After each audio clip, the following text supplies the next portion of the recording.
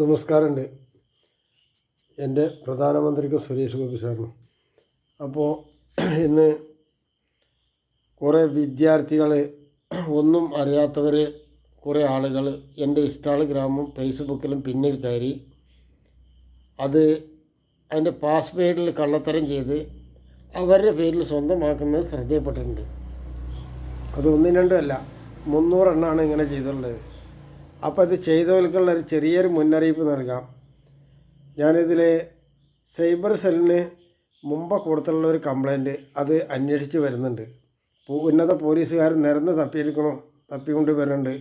ഞാൻ ഇന്നും ഇന്നലെയും മിഞ്ഞാന്നൊക്കെ കാണുന്നത് ഇവിടുത്തെ പഞ്ചായത്ത് പ്രസിഡൻറ്റും അതേമാതിരി പഞ്ചായത്ത് മെമ്പർമാരെയും വീടിന് ആസ്ഥാനമാക്കിയിട്ടാണ് ഇപ്പോൾ പരിശോധന നടന്നു വരുന്നത്. ഞാൻ കണ്ടത് അങ്ങനെയാണ്. പോലീസുകാർ വെറുതെ പരിശോധിക്കുമെന്നുള്ളൊരു ധാരണയൊന്നും എനിക്കില്ല. എന്തായാലും അവർക്ക് ഇക്കാര്യത്തിന് തീരുമാനം ഉണ്ടായില്ല. ഒരു കാര്യം ഞാൻ ഇവരോട്, ഈ കള്ളത്തരം ചെയ്യുന്ന ആൾക്ക് എൻ്റെ ഒരു മുന്നറിയിപ്പ് ഞാൻ വെറുതെ ഒന്ന് കൊടുക്കണ്ടേ. അതായത് നിങ്ങൾ ഈ കള്ളത്തരം ചെയ്യുന്നത് നിങ്ങളുടെ മൊബൈൽ നമ്പറും ഈ സാധനം ഉൾപ്പെട്ടാൽ 500 കോടി രൂപ ഫൈൻ തരേണ്ടി വരും. ആ ഫൈൻ തരികയെന്ന് മാത്രമല്ല, സുപ്രീം കോടതിയുടെ മുന്നിൽ ഞാൻ നിങ്ങളെ ഹാജരാക്കും, വൃത്തിയായിട്ട് ഹാജരാക്കും. ആ ഹാജരാക്കുന്ന സമയത്ത് എനിക്ക് കോടതിയോട് ചില കാര്യങ്ങൾ പറയാനുണ്ട്. അത് കോടതിയോട് നിങ്ങൾ ഈ പറയുന്ന മാതിരിയല്ല, ആ ജഡ്ജ്മെൻറ്റ്, ആ ഇരിക്കുന്ന ജഡ്ജ് ഉണ്ടല്ലോ, അതിൻ്റെ മുകളിലുള്ള കാര്യങ്ങളായിരിക്കും ഞാൻ പറയാം. ആ പറയുന്നതിൽ നിങ്ങൾക്ക് ഒരുപാട് ബുദ്ധിമുട്ട് വരും. അപ്പോൾ നിങ്ങൾ എന്തിനാണ് ഈ കള്ളത്തരം ചെയ്തതെന്ന് നിങ്ങൾ ഓരോരുത്തരും മനസ്സിലാക്കണം. ഒരാളോടും കള്ളത്തരം ചെയ്യാൻ പാടില്ല. കള്ളത്തരം എന്ന സാധനം വരെയാണ്. ഇതിലൊക്കെ നുഴഞ്ഞു കയറിയാൽ നിങ്ങൾക്കറിയാമോ നിങ്ങൾ ചെയ്യുന്ന തെറ്റെത്രയാണെന്ന്? അതായത് രോഗം കൊണ്ട് വലയുന്ന ആളുകൾക്ക് നിങ്ങൾക്ക് വേദന പറ്റി നോക്കണം. അതായത് മൂത്രക്കല്ല് സംബന്ധിച്ച് നിങ്ങൾക്ക് വേദന വന്നാൽ ശരീരം സകലം ഫുള്ളായിട്ട് ചുവന്ന കളറ് വരും. വേദനയും കൊണ്ട് തലകുത്തി മറിയും. എവിടെ മറിഞ്ഞാലും എങ്ങനെ തിരിഞ്ഞാലും രക്ഷപ്പെടേണ്ട മരുന്ന് ഫുള്ളായിട്ട് എൻ്റെ കയ്യിലാണ്. ഇത് ഞാൻ അവർക്ക് എത്തിച്ചു കൊടുക്കാമെന്ന് പറഞ്ഞാൽ അവരുടെ ചിലവിൽ, അതായത് 500 രൂപ മുതൽ 55 ലക്ഷം രൂപ വരെ പല മേഖലയിലും വർക്ക് ചെയ്യുന്ന മരുന്നാണ് ഈ സാധനം. ഇത് നിങ്ങൾ വിചാരിക്കേണ്ട അത് ഒരു ദിവസം കൊണ്ട് കോടികളും മാന്തിയിട്ട് എൻ്റെ പേരൊക്കെ ഫുള്ളായിട്ടും നോട്ട് കെട്ട് നടക്കുക എന്ന് ധരിക്കരുത്. അത് നിങ്ങളുടെ തെറ്റാണ്. ഞാനിത് ജീവൻ രക്ഷ അമൂല്യ മരുന്ന്, ലോകത്ത് കിട്ടാത്ത ഒരു സാധനം, ലോകരാജ്യത്തുള്ള ഡോക്ടർമാരെ കൊണ്ട് ഇതുവരെ കണ്ടെത്താൻ പാടില്ലാത്തൊരു സാധനം. അപ്പോൾ അതിനാണ് ഇങ്ങനെ ഒരു സംവിധാനം കൊടുത്തിട്ടുള്ളത്. അപ്പോൾ അതിൻ്റെയൊക്കെ പിന്നെ കയറിയിട്ട് നിങ്ങൾ തോന്നിയാസം കളിക്കാമെന്ന് വിചാരിച്ചാൽ 2-3 തരത്തിൽ നിങ്ങൾക്ക് ജീവിക്കാൻ പറ്റാണ്ട് വരും. ഒന്ന്, ഇത് പോലീസുകാർക്ക് പത്രപ്രസ്താവന നടത്തേണ്ടി വരും. ആ മൊബൈൽ നമ്പറും ഈ ആളെയും ഈ സംവിധാനവും അത്തരത്തിൽ വന്നാൽ നാട്ടുകാർ നിങ്ങളെ തച്ചുകൊല്ലും. ഒന്ന്. രണ്ടാമത്തെ കാര്യം, എൻ്റെ ഈ പിടുത്തം ഞാൻ നേരത്തെ പറഞ്ഞു. മൂന്നാമത്തെ, നിങ്ങളുടെ ഒരു മാതാപിതാക്കളുണ്ട്. നിങ്ങൾ ഒന്ന് ആലോചിച്ച് നോക്കൂ. നിങ്ങൾ കാരണം നിങ്ങളുടെ മാതാപിതാക്കളെ എനിക്ക് ഈ പൈസ പിടിച്ചെടുത്ത് അത് പൗരത്വ നിയമം നടപ്പാക്കി പുറത്തേക്ക് വിടേണ്ട അവസരം നിങ്ങളൊന്ന് നോക്കി ആലോചിച്ച് നോക്കൂ. വെറുതെ ഒന്ന് ചിന്തിച്ച് നോക്കൂ. നിങ്ങൾ ചെയ്യാൻ വേണ്ടിയിട്ടല്ല, വെറുതെ ഒന്ന് ചിന്തിച്ച് നോക്കൂ എങ്ങനെ ഉണ്ട്. പോലീസുകാർ നടന്ന് ചെക്ക് ചെയ്യുന്നുണ്ട്. അതായത് ഇപ്പോൾ കഴിഞ്ഞ 45 കൊല്ലമായിട്ട് പോലീസിനെതിരെ ഞാനിത് കൊടുത്തിട്ടുള്ള സംഭവം, ഇത് മുഴുവൻ ഒരു 30% നല്ല പോലീസുകാരുണ്ട്. അവർക്ക് എതിരെ ഞാൻ യാതൊന്നും പറയില്ല. മറിച്ച് 70% ക്രിമിനലുണ്ട്. അവരുടെ കാര്യം മാത്രമേ ഇതുവരെ പറഞ്ഞോ ഒക്കെ ഉള്ളൂ. മനസ്സിലായില്ലേ?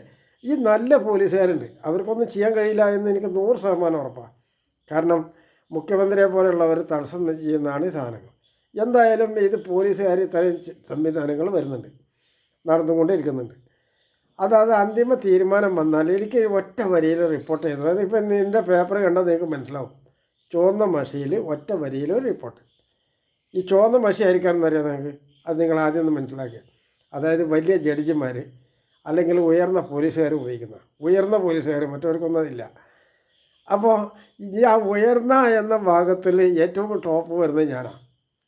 നിങ്ങളത് മനസ്സിലാക്കണം. ഞാൻ വിദ്യാഭ്യാസം പഠിച്ചാൽ തന്നെ എൻ്റെ വേണ്ടാണ്ട് ഇട്ട് പോന്നതാണ്. 9 ഗൺമാൻമാർ. എന്താ ഗൺമാൻ എന്ന് അറിയാം നിങ്ങൾക്ക്? അതായത് പണ്ടൊക്കെ തോക്ക് ഒരു ഉണ്ട വെച്ച് പൊട്ടിക്കുന്നതാണ്.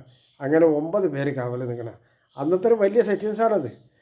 മനസ്സിലായില്ലേ? വലിയൊരു സെറ്റിങ്സാണ്. അതായത് ലോകത്ത് പൈസ കൊടുത്ത് വാങ്ങാൻ പറ്റാത്ത ഒരു സാധനം ബഹുമാനപ്പെട്ട എൻ്റെ അന്നത്തെ പ്രധാനമന്ത്രി മൊറാർജി ദേശായി ഈ രാജ്യത്തിന് സംഭാവന ചെയ്തതാണ്. അദ്ദേഹത്തിൻ്റെ പേര് കേൾക്കുമ്പോൾ ഞാനൊന്ന് വെറുതെ സല്യൂട്ട് ചെയ്ത് പോകാം.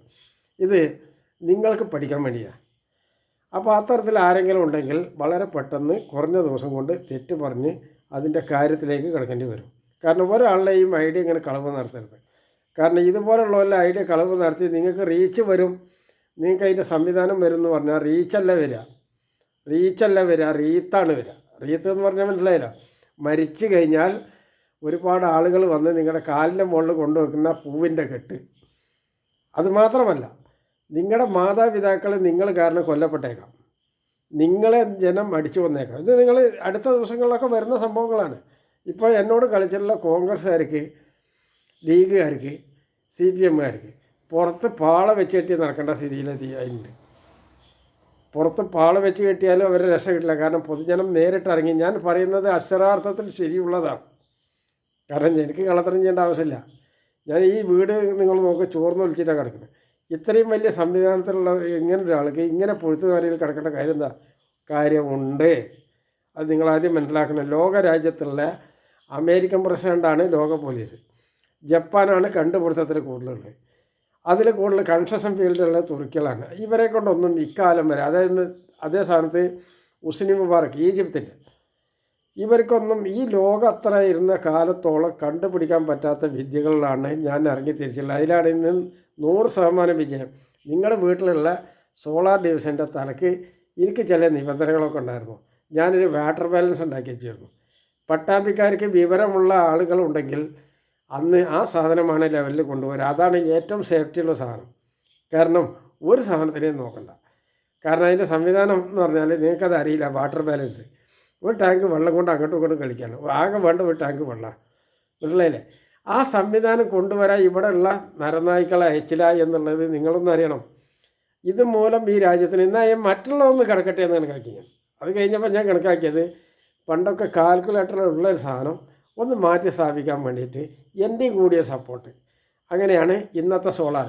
അത് നിങ്ങൾക്കൊക്കെ ഉപകാരപ്പെട്ടു. അതുപോലെ ക്യാൻസറിൻ്റെ മരുന്ന് ഞാൻ ഈ മൊബൈൽ സംവിധാനം, പണ്ടൊക്കെ നമ്മൾ മൊബൈലല്ല ലാൻഡ് ഫോൺ ഉള്ളത്.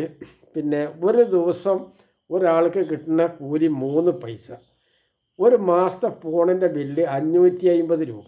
നിങ്ങളൊന്ന് ആലോചിച്ച് നോക്കണം. 550 രൂപ എവിടെ എത്തി നോക്കി. എത്ര ലക്ഷം ആളുകളുടെ പണിക്കൂലിയാണ് ഒരു ഫോൺ വീട്ടിൽ വെച്ചാൽ. അങ്ങനത്തെ ഒരു സംവിധാനത്തിൽ നിന്ന് ഇപ്പം ഞാൻ BSNL കഴിഞ്ഞ മാസം റീചാർജ് ചെയ്യാൻ 109 രൂപയാണ്. 107 ആ 2 രൂപ കൊള്ളടിക്കൽ, 109 രൂപ. അപ്പോൾ ഇവിടേക്ക് ഞാൻ എത്തിച്ചത് എനിക്ക് ബുദ്ധിയില്ലാന്ന് നിങ്ങൾ കരുതരുത്.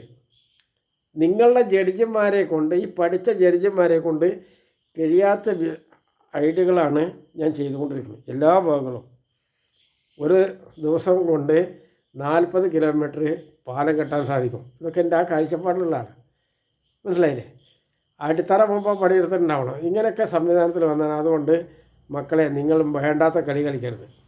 എൻ്റെ പിന്നിൽ കയറി നിങ്ങൾ തോന്നിവാസം കളിച്ചാൽ നിങ്ങൾക്കും നിങ്ങളുടെ കുടുംബത്തിനും നിങ്ങളുടെ കൂട്ടകുടുംബത്തിനും വലിയ നാശനഷ്ടം വരാൻ പോകുന്നു. ഞാൻ ഒപ്പിട്ട ഫയൽ ഞാൻ ഇതിൽ ചേർക്കാം, ഇതിൽ കാണും.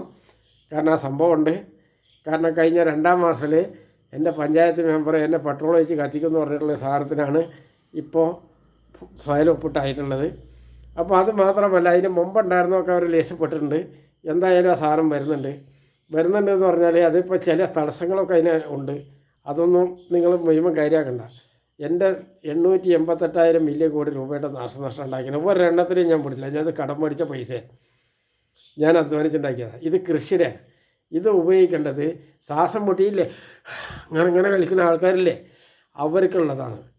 അതുപോലെ അവസ്മാരം കൊണ്ട് തലകുത്തി വീഴുന്നവർക്ക് ഒരു സെക്കൻഡിൽ കുറച്ച്, അത് മുഴുവനൊന്നും അവർക്കുള്ളതല്ല, കുറച്ച്, മുഴുവനുള്ളതല്ല, മുഴുവനില്ല.